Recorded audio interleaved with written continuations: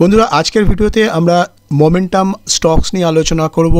Momentum stocks হচ্ছে সেই ধরনের স্টকস যেগুলো ধরুন অ্যাকুমুলেশনের পরে অ্যাক্সিলারেশন স্টেজে রয়েছে এবং যেই স্টকগুলোতে ইনভেস্ট করলে বা যেই স্টকগুলো বাই করলে তাড়াতাড়ি কিন্তু একটা রিটার্নের সম্ভাবনা থেকে যায়। আর ডিসক্লেমার হিসাবে আমি প্রথমেই বলে দিচ্ছি কি যে কোনো এই ভিডিওতে যে স্টকগুলোর ব্যাপারে আমি আলোচনা করছি এটা পুরোটাই শিক্ষামূলক সংক্রান্ত এবং এখানে আমার কোনো ফিনান্সিয়াল রেকমেন্ডেশন বা অ্যাডভাইস নেই। এই সমস্ত স্টকে ইনভেস্টমেন্ট করার আগে অবশ্যই আপনারা আপনাদের ফিনান্সিয়াল অ্যাডভাইজার বা কনসালটেন্টের সঙ্গে ডিসকাস করার পরেই কিন্তু এই স্টকে ইনভেস্টমেন্ট করবেন। তো প্রথমে এই স্টকে ইনভেস্ট করার জন্য স্টপ লস যেটা মেনটেন করতে হবে সেটা আমি আপনাদের একটু শুরুতে বলে দিই কি স্টপ লসের যে লেভেলটা আমি আপনাদের বলবো সেটা তো আপনারা মেনটেন করবেন, কিন্তু যদি দেখা যায় কি ধরুন আপনি বাই করার পরে স্টকটা রিভার্স ডিরেকশানে প্রিন্ট করছে তখন কিন্তু কি করতে হবে, তখন আপনারা কিন্তু স্টপ লস পর্যন্ত আসার জন্য ওয়েট করবেন না, আপনারা তার আগেই কিন্তু এক্সিট হয়ে যাবেন। আমি একটু শুরুতে বলে দিই যেটা আপনাদের বুঝতে সুবিধা হবে। ধরুন আপনারা এরকম কোনো একটা ক্যান্ডেলে বাই করেছেন, এটা ধরুন বাইং ক্যান্ডেল বা ধরুন এটা একটা বুলিশ ক্যান্ডেল রয়েছে। এরপরে কি হলো, ধরুন আপনি বাই করার পরে বুলিশ ক্যান্ডেল পরপর এরকম ফর্ম হচ্ছে, তারপরে আমরা দেখতে পেলাম কি তারপরে দেখা যাচ্ছে কি প্রাইসের মধ্যে একটা bearish candle bearish candle daily time ফ্রেমে প্রাইস প্রিন্ট করছে। তো ডেলি টাইম ফ্রেমে যখনই সুইং হাই থেকে প্রিন্ট করবে, যদি কনজিকিউটিভ তিনটে বেরিশ ক্লোজ হয়, ধরুন সাপোজ এই যে একটা ক্যান্ডেল, এই ক্যান্ডেলের নিচে একটা ক্লোজ হলো এবং তারপরে আরেকটা নিচে যদি ক্লোজ হয়, এরকম যদি আপনারা দেখেন তখন কি করবেন, আপনারা স্টপ এখানেই কিন্তু এক্সিট করে যাবেন। হয়তো আপনার স্টপ লস এই জায়গাটা রয়েছে কিন্তু আপনারা কিন্তু এই স্টপ লস আসা পর্যন্ত ওয়েট করবেন না, কারণ আমি একটা যে স্ট্র্যাটেজিতে বলছি এই স্ট্র্যাটেজিতে যদি আপনারা মোমেন্টাম স্টকে ইনভেস্ট করেন তাহলে কিন্তু একটা কনসিস্টেন্ট বেসিসে আপনারা কিন্তু স্টক মার্কেট থেকে আর্ন করতে পারবেন বা আপনাদের নিয়মিত আয়ের সুযোগ থাকবে। তো এই ব্যাপারটা আপনাদের মাথায় একটু রাখতে হবে, স্টপ লস কীভাবে আপনারা ট্র্যাক করবেন। আর এইখানে একটা জিনিস খেয়াল করতে হবে যে যখনই আপনি বেরিশ ক্যান্ডেল দেখছেন তার আগের সুইং হাই বা সুইং লোকে সেটা ব্রেক করতে হবে। ধরুন এই ক্ষেত্রে আমরা কি দেখছি, এখানে দেখছি এই যে বুলিশ ক্যান্ডেল যেটা ছিল আর এই বেরিশ ক্যান্ডেলটা কী করছে, বুলিশ ক্যান্ডেলের হাইটাকে ক্লোজ করেছে, হাইটাকে ব্রেক করেছে এবং ক্লোজ দিয়েছে এই বুলিশ ক্যান্ডেলের ভিতরে। তো এই ক্যান্ডেলের যে ক্লোজ তার নিচে আপনাকে আরেকটা বেরিশ ক্যান্ডেলের ক্লোজ পেতে হবে এবং তার নিচে আরেকটা বেরিশ ক্যান্ডেলের ক্লোজ পেতে হবে। এরকম যদি কনজিকিউটিভ তিনটে বেরিশ ক্যান্ডেলে আপনারা দেখেন তখন কিন্তু এক্সিট করে নেবেন। কিন্তু যদি এরকম ব্যাপারটা হয়, ধরুন আপনি এইখানে একটা বুলিশ ক্যান্ডেল রয়েছে, তারপরে কিন্তু এখানে ধরুন এই বুলিশ ক্যান্ডেলের মধ্যেই কিন্তু তিনটে এরকম বেরিশ ক্যান্ডেল ফর্ম হচ্ছে, সেক্ষেত্রে কিন্তু আপনারা কোনো এক্সিট করবেন না, কারণ কি যা কিছু ক্যান্ডেল ফর্মেশন হচ্ছে বেরিশ ক্যান্ডেল, এটা কিন্তু এই বুলিশ ক্যান্ডেলের হাই এবং লোয়ের মধ্যে হচ্ছে। আপনাকে দেখতে হবে কি তিনটে কনজিকিউটিভ বেরিশ ক্যান্ডেল এবং তার সেইভাবেই কিন্তু আপনারা ট্রেড থেকে এক্সিট করে যাবেন। তাতে আপনার cost to cost profit booking হোক বা অল্প প্রফিট বুকিং হোক, হয়তো আপনার টার্গেটে হিট করছে না কিন্তু আপনারা টার্গেট বা ওই স্টপ লস পর্যন্ত কিন্তু ওয়েট করবেন না।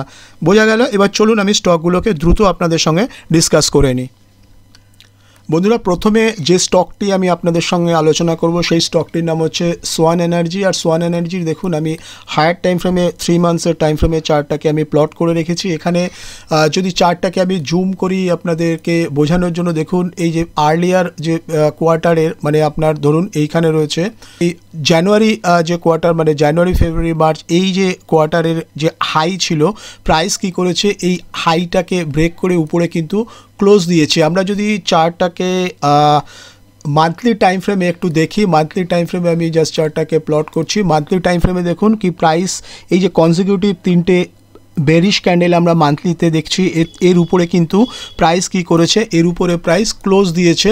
তো এই যে কন্টিনিউ যে বেরিশ ক্যান্ডেল ক্লোজ আছে এইখানে কিন্তু বাইং হয়েছে এবং মান্থলি টাইম ফ্রেমে যদি আমি দেখি কি মান্থলি টাইম ফ্রেমে প্রাইস কী করছে, একটা হায়ার ক্লোজ দিচ্ছে। তো এই স্টকের মধ্যে কিন্তু একটা ভীষণ রকমের মোমেন্টাম আমরা দেখতে পাচ্ছি এবং এই স্টকটাকে কি করতে হবে, আপনাদের ওয়াচ লিস্টে রাখতে হবে। আমি উইকলি টাইম ফ্রেমও চার্টটাকে দেখাই। উইকলি টাইম ফ্রেমও দেখুন প্রাইসের মধ্যে একটা বুলিশ মোমেন্টাম কন্টিনিউ রয়েছে। ডেলি টাইম ফ্রেমে যদি আমরা দেখি, ডেলি টাইম ফ্রেমে দেখুন প্রাইস কীভাবে প্যাটার্ন ফলো করছে।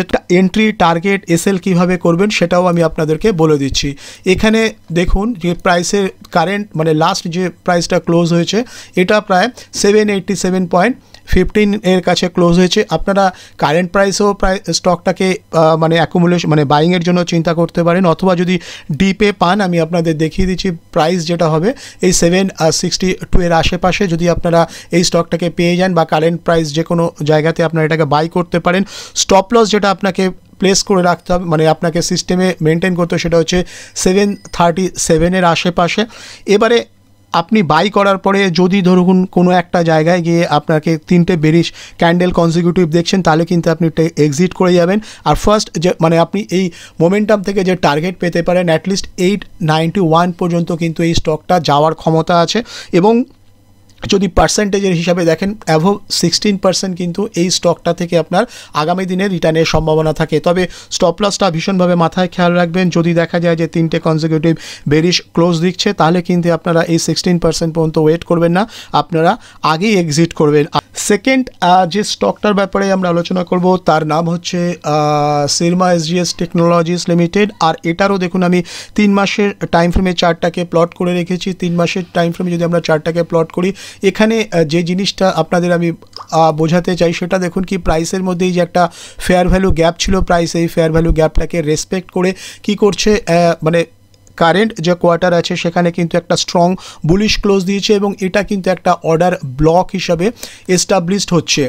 আমরা যদি চার্টটাকে মান্থলি টাইম ফ্রেমে দেখি, মান্থলি টাইম ফ্রেমে আরও জিনিসটা পরিষ্কার হবে। দেখুন প্রাইস যখনই প্রিন্ট করছে এখানে কিন্তু এই অর্ডার ব্লকটাকে প্রাইস টেস্ট করার পর এখানে কিন্তু আমরা একটা ফেয়ার ভ্যালু গ্যাপ দেখতে পাচ্ছি, যেটা ভীষণই মানে একটা স্ট্রং সেন্টিমেন্ট দেখাচ্ছে কি বায়ার্সরা এখানে ভীষণভাবে অ্যাক্টিভ রয়েছে এবং এই স্টকটা কী হচ্ছে অ্যাকুমুলেশন ফেজ ওভার করে কি করেছে উপরের দিকে মানে একটা অ্যাক্সিলারেট স্টেজে রয়েছে। এবং এই স্টেজে যদি আমরা যখনই কোনো স্টক বাই করবে এতে তাড়াতাড়ি রিটার্নের সম্ভাবনা থাকে। আমি যদি উইকলি টাইম ফ্রেমে চার্টটাকে প্লট করি দেখুন উইকলি টাইম ফ্রেমে প্রাইসের মধ্যে আমরা কি দেখছি, প্রাইসের মধ্যে একটা বুলিশ মোমেন্টাম দেখছি। ডেলি টাইম ফ্রেমে জিনিসটা আরও ক্লিয়ার হবে। ডেলি টাইম ফ্রেমে দেখুন ছোটো ছোটো ক্যান্ডেল ফর্ম করতে করতে প্রাইস উপরের দিকে উঠছে। তো এই স্টকটাকে আপনারা কোন লেভেলে বাই করতে পারেন, টার্গেটই বা কী সেট করতে পারেন বা স্টপ লস কোথায় রাখবেন চলুন আমি আপনাদের বলে দিই। বন্ধুরা এই স্টকটা কারেন্টলি মানে লাস্ট যে ট্রেড করেছে এটা 607 টাকার আশেপাশে করেছে। আপনারা কারেন্ট প্রাইসও বাই করতে পারেন অথবা 580 বা 81 এই 580 আশেপাশে 580 থেকে 607 এই লেভেলে আপনারা বাই করতে পারেন। স্টপ লস আপনাকে মেনটেন করতে হবে 533 টাকার কাছে।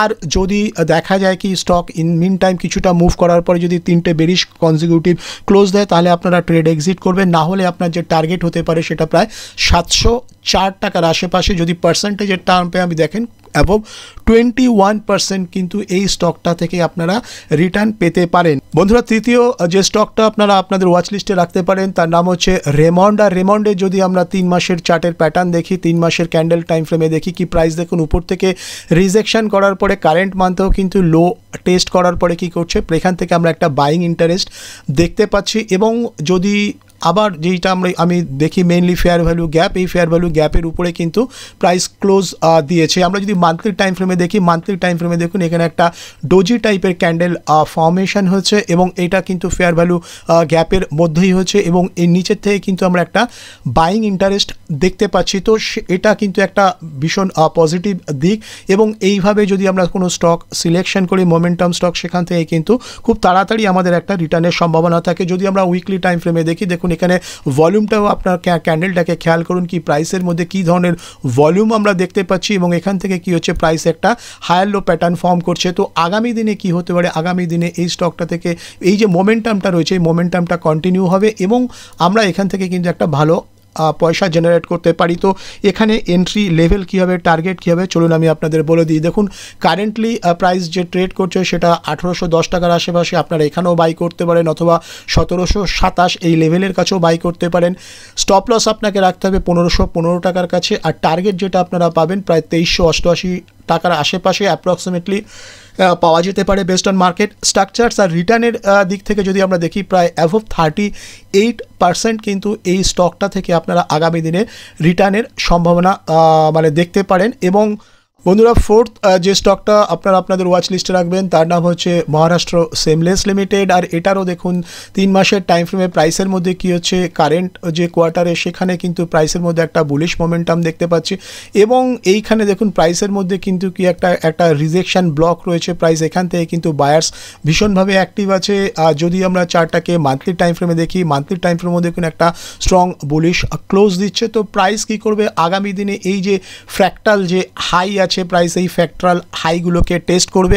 যদি চার্টটাকে ডেলি টাইম ফ্রেমে দেখি, উইকলি টাইম ফ্রেমে যদি আমরা দেখি, উইকলি টাইম ফ্রেমে প্রাইসের মধ্যে আমরা মোমেন্টামটা বুঝতে পারবো। দেখুন প্রাইস এখান থেকে একটা কারেকশন হওয়ার পরে, পুলব্যাক হওয়ার পরে প্রাইসের মধ্যে কিন্তু একটা স্ট্রং বাইং ইন্টারেস্ট আমরা দেখতে পাচ্ছি। এখানে কন্টিনিউ কি হচ্ছে, এখানে ফেয়ার ভ্যালু গ্যাপ তৈরি করছে। এবং যদি ডেলি টাইম ফ্রেমে চার্টটাকে আমরা দেখি, ডেলি টাইম ফ্রেমে দেখুন প্রাইস এই হাই করার পরে উইথ হিউজ ভলিউম, এই যে ভলিউমটাকে আপনারা খেয়াল করুন, হিউজ ভলিউমে ট্রেড করার পরে কি করছে, প্রাইস একটা রেঞ্জে ট্রেড করছে এবং এই রেঞ্জ ব্রেকআউট হলেই কিন্তু প্রাইস উপর দিকে মুভ করবে। তো সেক্ষেত্রে আপনারা কোন লেভেলে এই স্টকটা বাই করতে পারেন, টার্গেটই বা কী হতে পারে, চলুন আমি আপনাদেরকে বলে দিই। বন্ধুরা এই স্টকটা এখন যে লাস্ট যে ট্রেড করেছে 786.95 অ্যাপ্রক্সিমেটলি 787 টাকার কাছে, এই লেভেলেও আপনারা বাই করতে পারেন, অথবা যদি কোনো ডিপে পান 743 বা আশেপাশে, এখানেও আপনারা বাই করতে পারেন।